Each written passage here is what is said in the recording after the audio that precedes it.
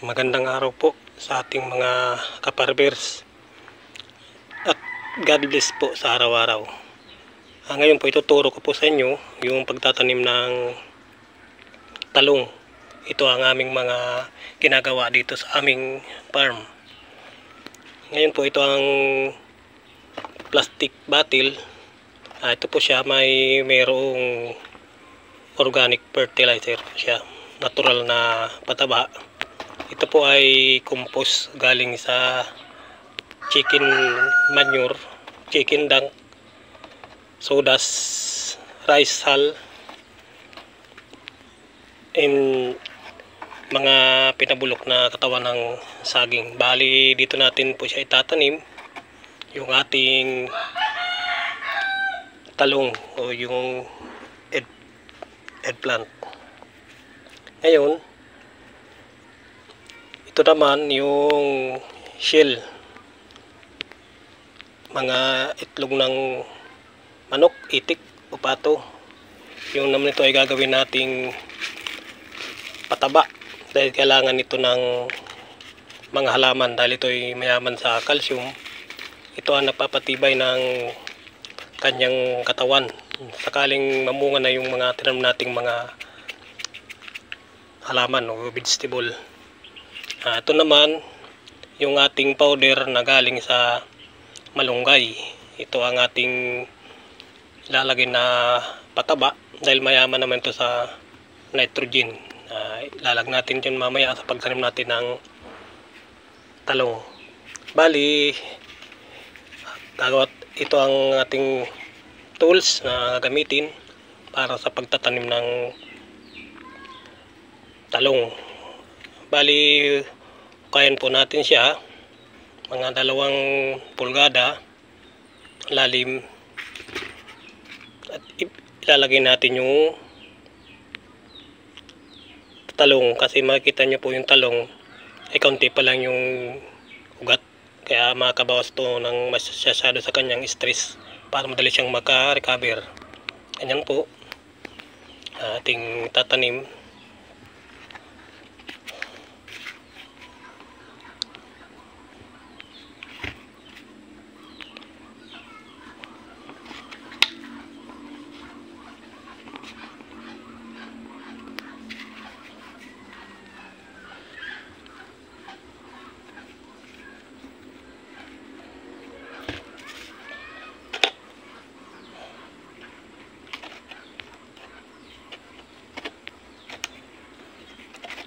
Pagkatanim po nito ay ilalagay na natin yung pataba para pag nabuhay na po siya dyan. Ito naman na yung pataba natin na powder na malunggay, ay ma-absorb niya po yung pagdami ng kanyang mga ugat. Ito po siya.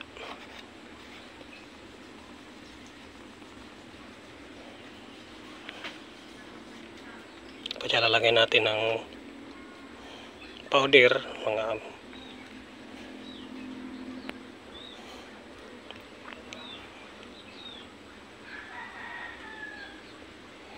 at susunod natin yung shell ng itlog o tibulaka.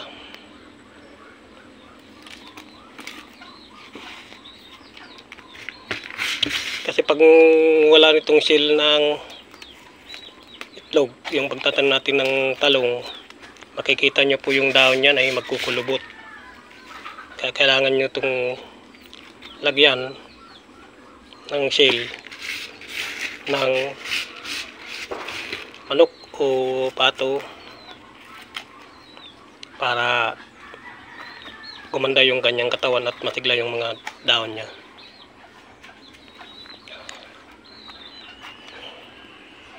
Ito yung paraan namin ng pagtatanim ng talong dito sa aming farm. Haantayin po natin ito mga 2 months.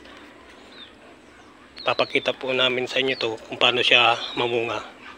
Yun lang po. Salamat. Mga kaparmers, ito na yung itinanam kong talong pagkalipas ng 3 linggo. Ito na po siya. Bali ang gagawin natin ngayon ay ano tayo, yung tawag sa Bicol, magpo-pruning para dumagdag yung mga sanga niya. Bali ganito natin, ikakat natin dito yung ano, puputulin natin yun ganyan. Ito naman yung mga panibagong sisibol na magsasanga, lahat natin niya ipuputulan para magkaroon siya ng maraming sanga. Ito pala, makikita nyo ay kulukulubot yung dahon niya. Bali ito po ay hindi namin ginawa ng pesticide. Bali pinag-aralan namin to. Ito yung mga sakit niyan, alisiw-siw yan, dikit sa dahon yung kumakain yan, kaya hindi siya kumanda yung dahon. Gagawin natin dyan para maalis to yan, ay at kukuha tayo ng sabon, yung mas maganda yung panlaba. Hugasan lang natin yan para matanggal yung ano niya, yung alisiw-siw. Ito rin pupurinin natin para tubig ng tubo, maganda na siya. Pwede pala itong gawin alternative na ano, kilan sa sabon, yung oregano, bigaan ng oregano, dahon ng oregano at citronella, pwedeng gawin insect repellent. O kung mayroon tayo nitong ano, yung ibang mga pwedeng gawin insect repellent, na pwede na yung gawin din dito sa talong na naangkop sa yung lugar na pwedeng gawing alternative na insect repellent. Antay natin to magsanga para makita natin ulit sa view. Mga ka-farmers, salamat. Ito na po yung mga farmers na pinagkatingan natin yung talong. Bali ngayon po ay mayroon na siyang mga sumibol na sibling. Ito po yung mga sibling niya. Dumami na po siya. Ito po ay maganda para dumami pong kanyang mga sanga. Ito po siya. Ito mga ilang linggo pa ay ito ay malapit na siyang mamulaklak at pamunga. Ganito po ang gagawin natin mga backyard gardening po.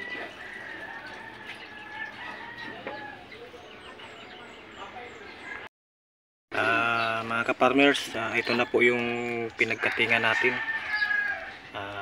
Pakalipas po ng may isang linggo, ito na po siya, yung mga sanga niya na tumubo. Ang gagawin po natin dito, ialisin po natin yung sa baba. Ito, alis po natin sa baba para po yun lang po sa itaas yung mag-grow. Ayan po, alisin natin po siya. Itong mga malaking dahon niya, alisin na po yan. Tapos ito po, alisin po natin yan. Mga ilang araw pa po nito ay mamumulaklak na po siya. Ayan po.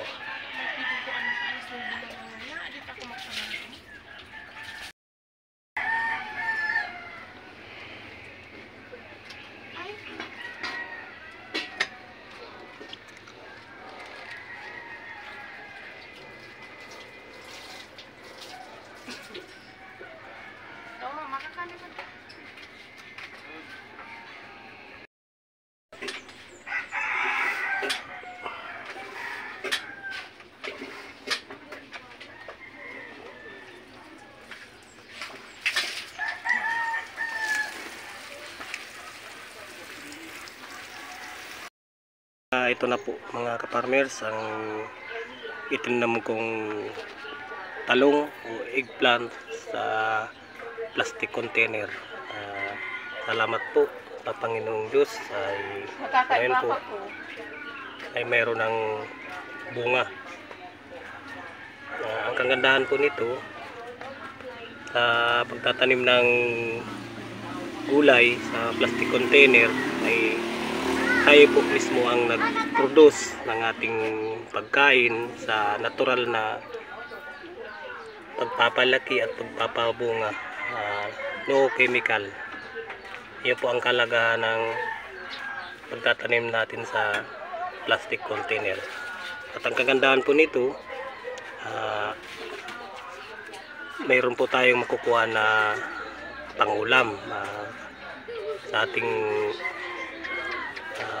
paligid na pwede na makatipid sa ating gastusin, lalo po sa ating mga pangunahing pagkain sa araw-araw.